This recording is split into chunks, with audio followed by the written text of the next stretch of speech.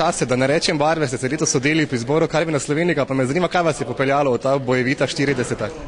No, torej, prva motivacija je bil zagotovo ta bogat repertorij slovenske partizanske pesmi. Za njo se na nek način v zadnjem času nismo kaj pretirano ukvarjali, v bistvu je bila ona pogosto predmet bolj nekih političnih in drugih špekulacij, ki pravzaprav v tem projektu pravzaprav nimajo nobene vloge in se od njih tudi ograjujemo. Me je pa zelo vznemirilo to, kaj se je v tem času dogajalo drugod po svetu, kaj je pravzaprav ta antifašizem v glasbenem smislu pomenil. Mislim, da je bil močen, sicer ga ne bi bilo. In sem potem iskala najprej jazz. Jazz je bil značilen za ta čas. Kakšno vlogo je imel? Ali je bil kot odraz uporništva, ali pa je bil kot odraz ene zabave, sproščenega spodbujanja vojakov in civilov. In sem potem brskala po vseh teh literaturah, tako da sem ob bok, denimo Kozaračkem kolu ali Na Juriš ali Hej brigade lahko postavila tudi Glemirala, Andrew Sisters, glasbo, ki je nastala v popolnoma drugih okoliščinah in je v bistvu čisten drug žanr.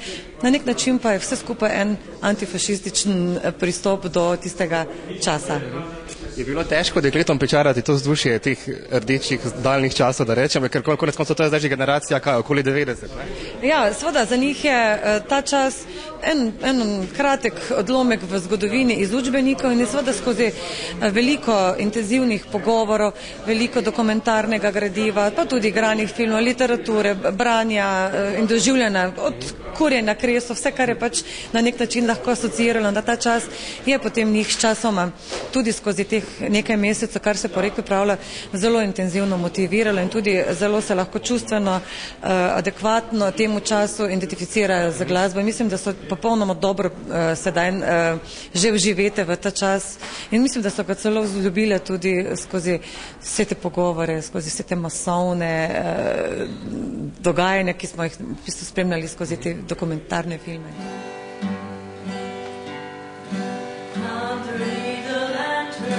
By the barricade, darling, I remember the way you used to wait. Was that what you whispered tenderly? That you loved me, you'd always be my lady of the lamplight, my only darling. Katerega so te vaše skladbe, ste ponovadi nam, predstavnikom mlajše generacije, zdi tako kakšno svetlobno leto daleč, ne? Me zanima, kako težko se je bilo vživeti v te skladbe, v to občutje? Ja, zdaj smo bombardirani z informacijami iz povsod in mislim, da ni bil tak problem se vživeti v to, ker obstaja toliko literature, toliko medijskih zapisov, pa tudi novi filmi nastajajo. Mi smo pobrskali še dlje v zgodovino, pa dejansko raziskali par teh dogodkov, se probali vživeti v tisti čas in zdaj ni toliko težko. Se katera izmed teh skladb še posebej dotaknila, vas je presenetila? Ja, najljubša pesem je težko izbrati, ne? Tudi tisto z največjim pečatom težko. Projekt sam je zastavljen tako, da je iz minuto v minuto več presenečen.